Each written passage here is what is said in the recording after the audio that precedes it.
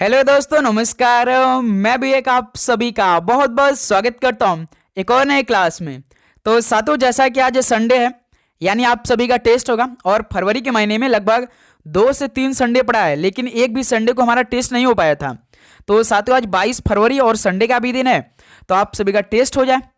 तो आज की इस क्लास में दमदार प्रश्नों का टेस्ट होगा।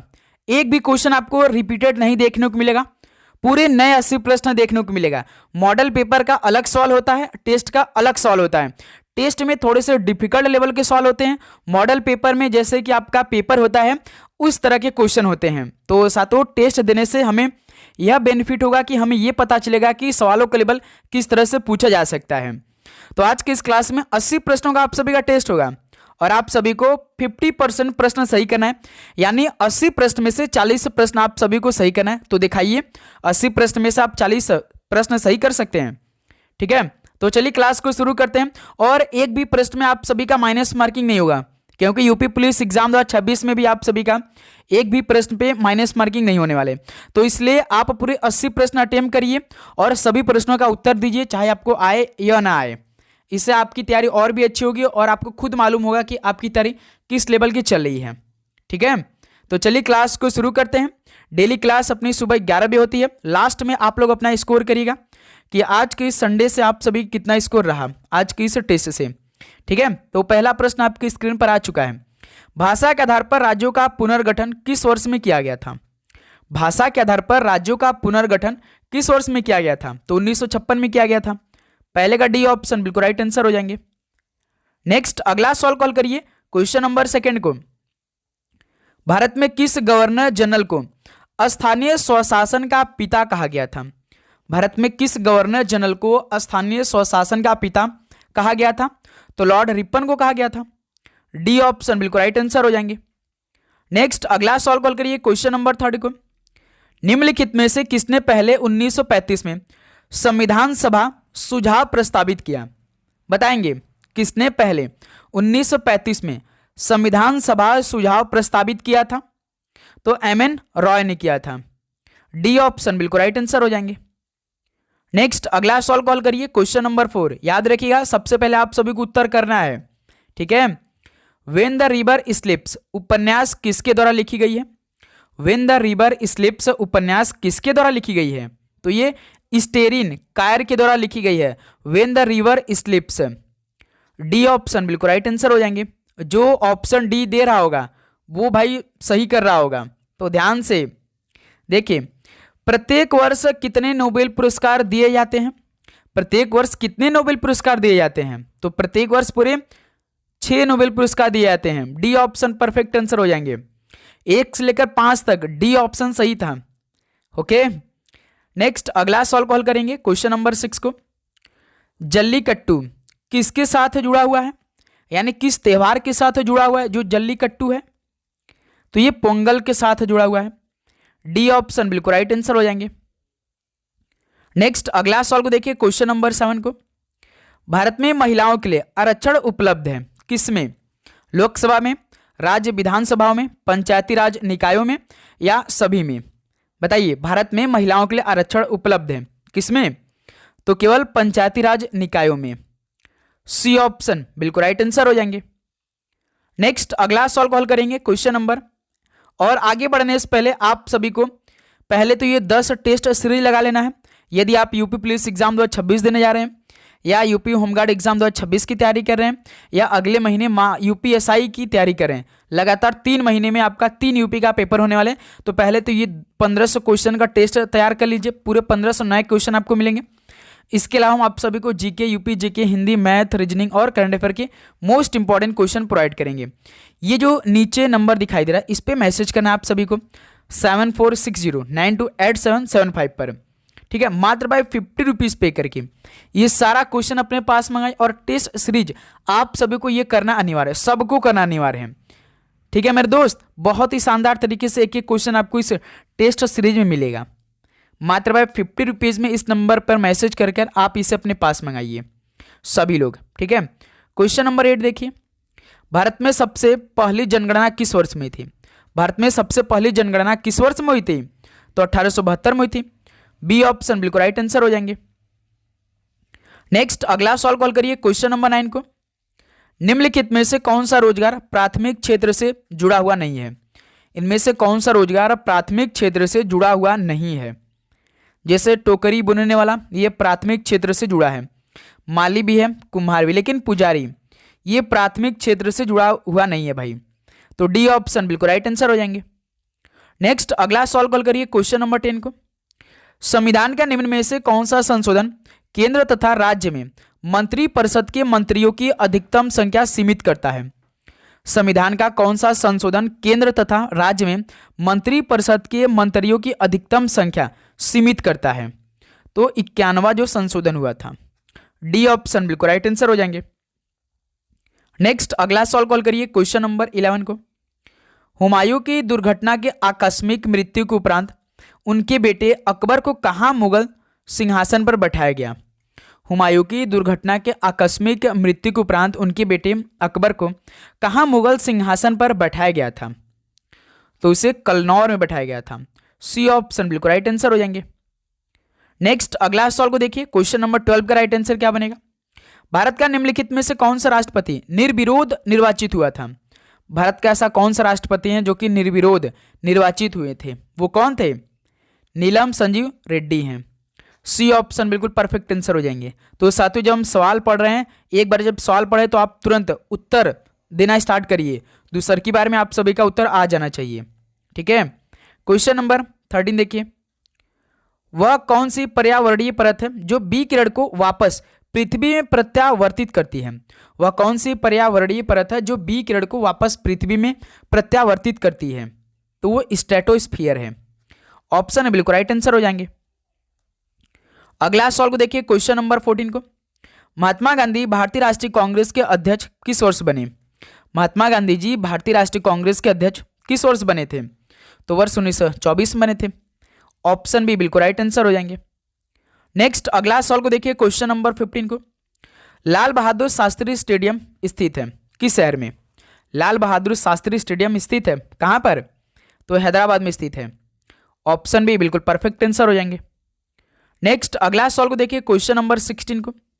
प्रसिद्ध वादक उस्ताद बिंदा खान द्वारा बजाने वाला वाद्य कौन सा है? प्रसिद्ध वादक उस्ताद बिंदा खान द्वारा बजाने वाला वाद्य इनमें से कौन सा है? तो सारंगी वाद्य है। ऑप्शन इस सवाल का बिल्कुल परफेक्ट आंसर हो जाएंगे। अगला सवाल कॉल करिए क्वेश्चन नंबर 17 को। भारतीय नौसेना में सर्वोच्च स्थान पर कौन सा कमीशन्ड अधिकारी होता है? बताइए, भारतीय नौसेना में सर्वोच्च स्थान पर कौन सा कमीशन्ड अधिकारी होता है? तो एडमिरल होते हैं। सी ऑप्शन बिल्कुल राइट आंसर हो जाएंगे। नेक्स्ट अगला सवाल को देखिए क्वेश्चन नंबर 18 को। अनुसूचित जनजाति के संरक्षण के लिए एक क्षेत्र को अनुसूचित क्षेत्र के रूप में घोषणा करने की शक्ति किसके पास होती है? अनुसूचित जनजाति के संरक्षण के लिए एक क्षेत्र को अनुसूचित क्षेत्र के रूप में घोषणा करने की शक्ति किसके पास होती है? तो भारत के राष्ट्रपति के पास होती है। ऑप्शन बी परफेक्ट आंसर हो जाएंगे। अगला सवाल कॉल करिए क्वेश्चन नंबर 19 का राइट आंसर क्या बनेगा? भारत के संविधान के किस अनुच्छेद के अधीन राज्य के राज्यपाल को अध्यादेश जारी करने की शक्ति प्राप्त होती है? भारत के संविधान के किस अनुच्छेद में यह वर्णन किया गया कि राज्य के राज्यपाल को अध्यादेश जारी करने की शक्ति प्राप्त होगी? तो अनुच्छेद 213 में इसका वर्णन है। सी ऑप्शन राइट आंसर है। ओके और भाई आप चैनल को सब्सक्राइब करके मेन आप नोटिफिकेशन को ऑन करेंगे, क्योंकि लगातार सुबह 11 बजे अपनी क्लास चली और शाम को अलग अलग चैप्टर का टेस्ट भी आप सभी का हो रहा है। ठीक है, तो नोटिफिकेशन आप ऑन किए रहिए कि क्लास जैसे अपलोड हो तो पहला नोटिफिकेशन आप सभी के पास चली जाए। ठीक है, निम्न में से कौन सी किताब सरोजिनी नायडू द्वारा लिखित नहीं है? इनमें से कौन सी किताब सरोजिनी नायडू द्वारा लिखित नहीं है?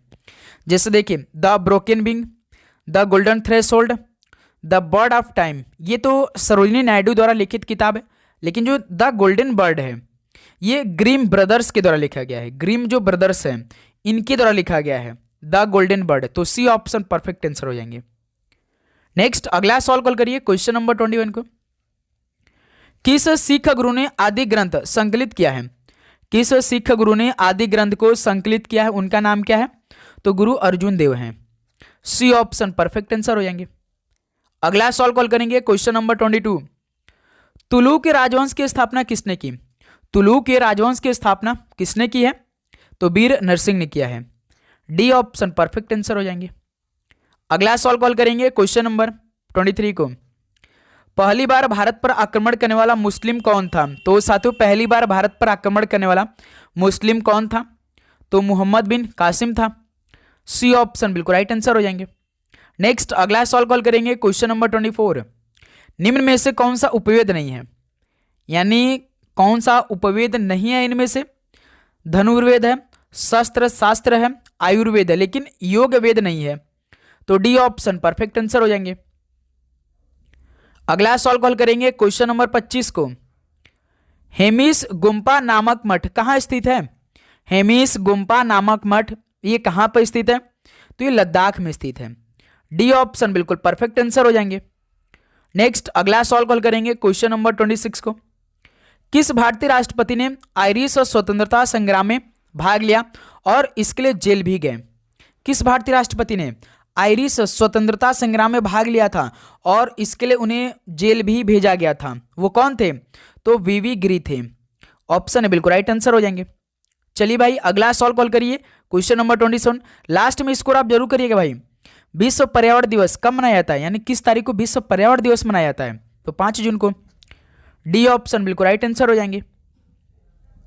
अगला सवाल को देखिए क्वेश्चन नंबर 28 को। भारतीय संविधान सभा में कुल कितनी महिला सदस्य थी? भारतीय संविधान सभा में कुल कितनी महिला सदस्य थी? तो पूरे 15 महिला सदस्य थी। सी ऑप्शन बिल्कुल राइट आंसर है। अगला सवाल को देखिए क्वेश्चन नंबर 29 को। निम्नलिखित में से कौन सा भारतीय अर्थव्यवस्था का प्राथमिक क्षेत्र है? बताएंगे आप सभी। इनमें से कौन सा भारतीय अर्थव्यवस्था का प्राथमिक क्षेत्र है? कृषि, उद्योग या सहकारिता? तो सर जी कृषि आता है जो कि प्राथमिक क्षेत्र में, तो यही ऑप्शन है परफेक्ट आंसर हो जाएंगे। नेक्स्ट अगला सवाल को देखिए क्वेश्चन नंबर 30 को। आयात निर्यात एक्जिम बैंक स्थापित हुआ था किस वर्ष में? जो आयात निर्यात बैंक है यानी एक्जिम, इसकी स्थापना कब हुआ था? यानी किस वर्ष में हुआ था? तो 1982 में हुआ था। ऑप्शन बी बिल्कुल राइट आंसर हो जाएंगे। अगला सवाल को देखिए क्वेश्चन नंबर 31 को।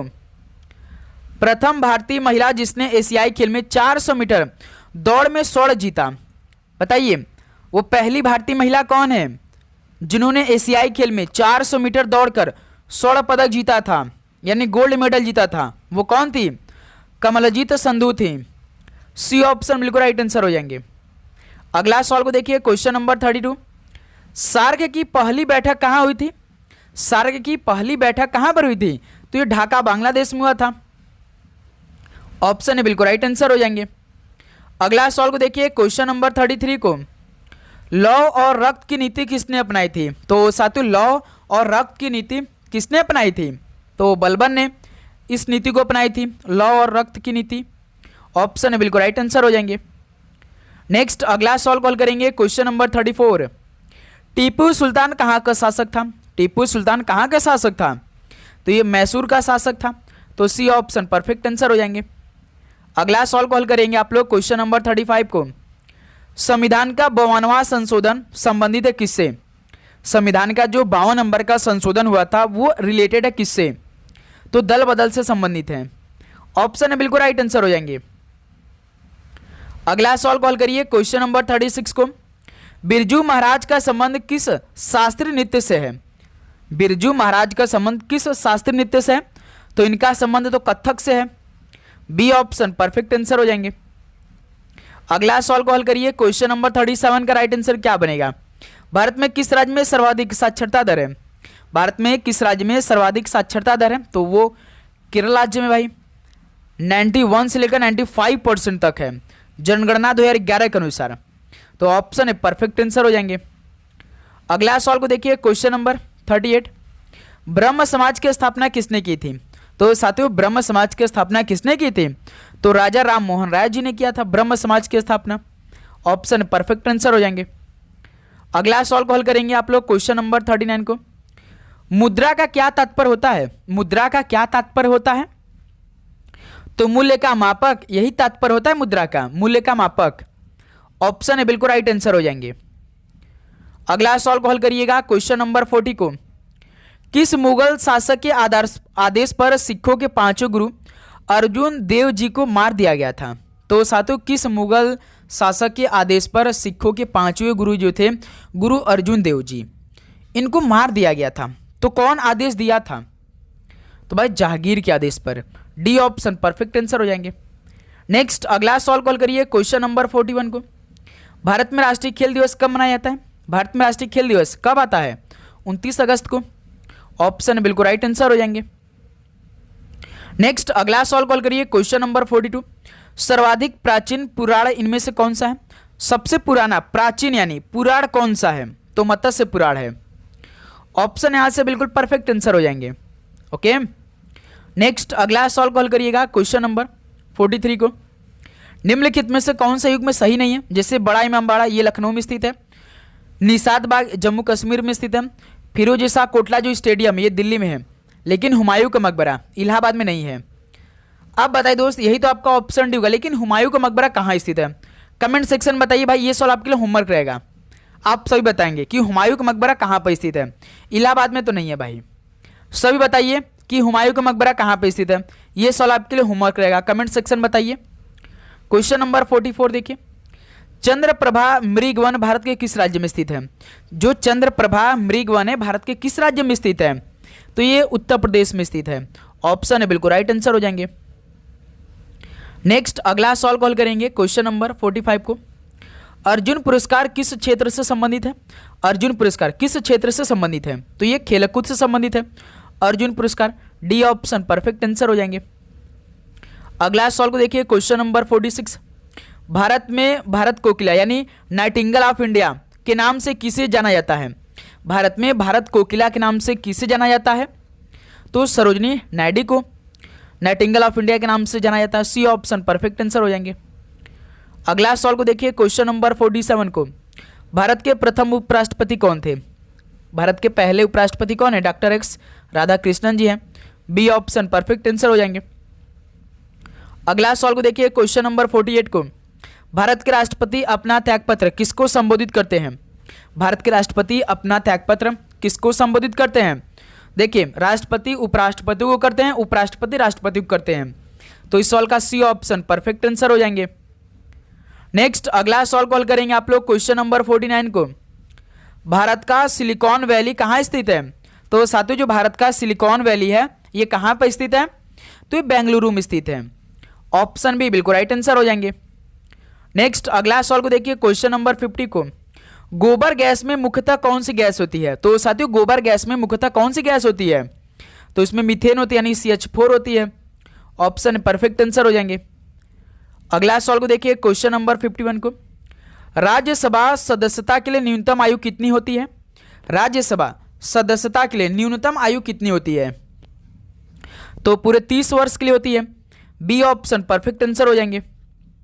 अगला सवाल कॉल करिए क्वेश्चन नंबर 52। वह ताप जिस पर कोई ठोस वस्तु अपनी ठोस अवस्था से द्रव अवस्था में परिवर्तित हो तो क्या कहलाता है?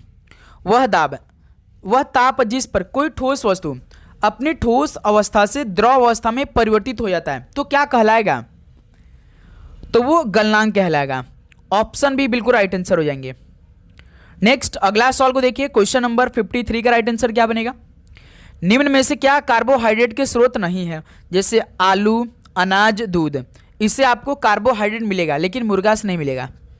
डी ऑप्शन परफेक्ट आंसर हो जाएंगे। ओके, नेक्स्ट अगला सवाल को देखिए क्वेश्चन नंबर 54 को। अंतर्राष्ट्रीय महिला दिवस कब मनाया जाता है? अंतर्राष्ट्रीय महिला दिवस किस महीने में आता है? तो 8 मार्च को आता है। सी ऑप्शन राइट आंसर हो जाएंगे। क्वेश्चन नंबर 55 को हल करिए। उत्तर प्रदेश राज्य का भारत में क्षेत्रफल की दृष्टि से कौन सा स्थान है? उत्तर प्रदेश राज्य का भारत में क्षेत्रफल की दृष्टि से कौन से नंबर का है? तो आप जानते हैं भाई, चौथे नंबर का है। डी ऑप्शन परफेक्ट आंसर हो जाएंगे। नेक्स्ट अगला सवाल कॉल करिए क्वेश्चन नंबर 56। निम्न में से किस व्यक्ति को सर्वप्रथम भारत रत्न पुरस्कार दिया गया?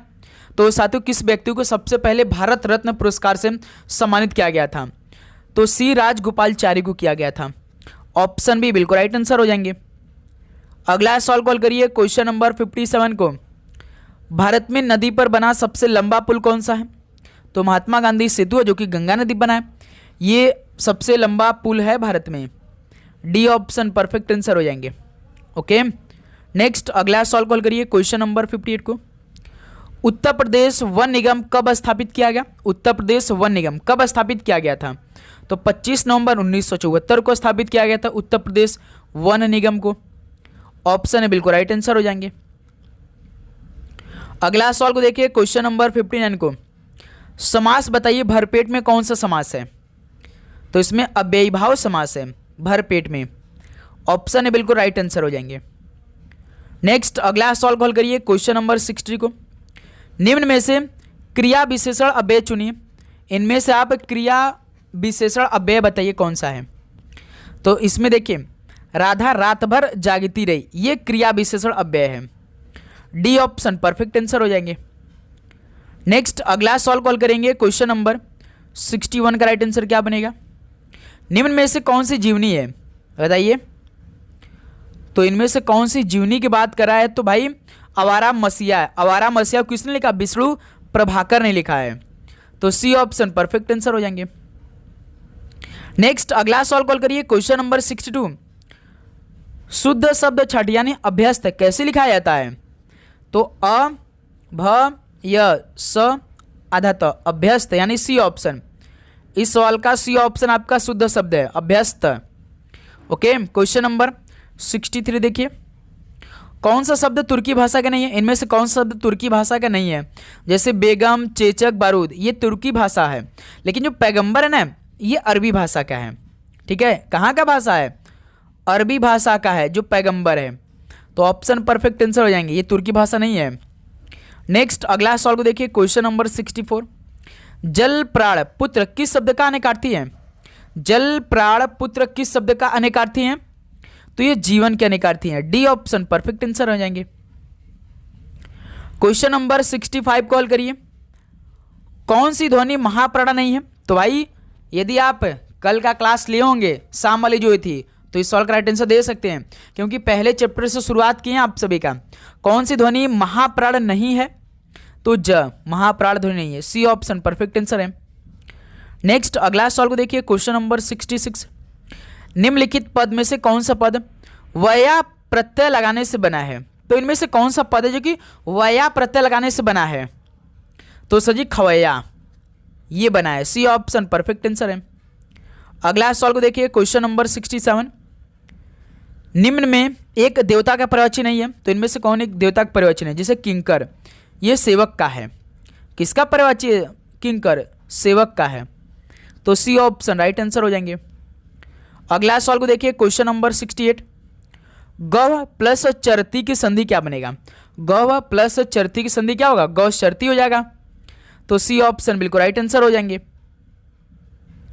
अगला सवाल कॉल करेंगे आप लोग, क्वेश्चन नंबर 69 को, ठेठ हिंदी का ठाठ किसकी रचना है? ठेठ हिंदी का ठाठ ये किसकी रचना है? तो ये अयोध्या सिंह उपाध्याय हरिऔध की है। बी ऑप्शन बिल्कुल राइट आंसर हो जाएंगे। ओके, अगला सवाल को देखिए, क्वेश्चन नंबर 70 को, किस शब्द में उपसर्ग नहीं है? तो साथियों किस शब्द में उपसर्ग नहीं है? तो ओढ़ना में उपसर्ग नहीं लगा है। डी ऑप्शन बिल्कुल राइट आंसर है। अगला सवाल को देखिए, क्वेश्चन नंबर 71 को, निम्नलिखित में स्त्रीलिंग शब्द कौन सा है? स्त्रीलिंग शब्द इनमें से कौन सा है? तो अहिंसा एक स्त्रीलिंग शब्द है। बी ऑप्शन बिल्कुल राइट आंसर है। अगला सवाल को देखिए, क्वेश्चन नंबर 72, रत्नावली दोहा संग्रह किसके द्वारा रचा गया? रत्नावली दोहा संग्रह किसके द्वारा रचा गया? तो भाई रत्नावली के द्वारा रचा गया होगा। ऑप्शन बिल्कुल राइट आंसर हो जाएंगे।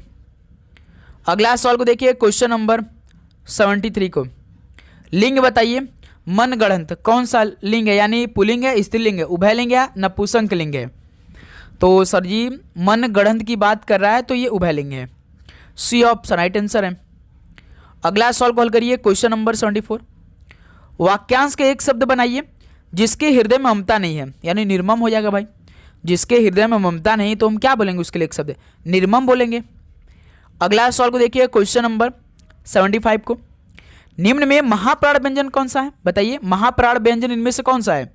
तो भ महाप्राण व्यंजन है। सी ऑप्शन राइट आंसर है।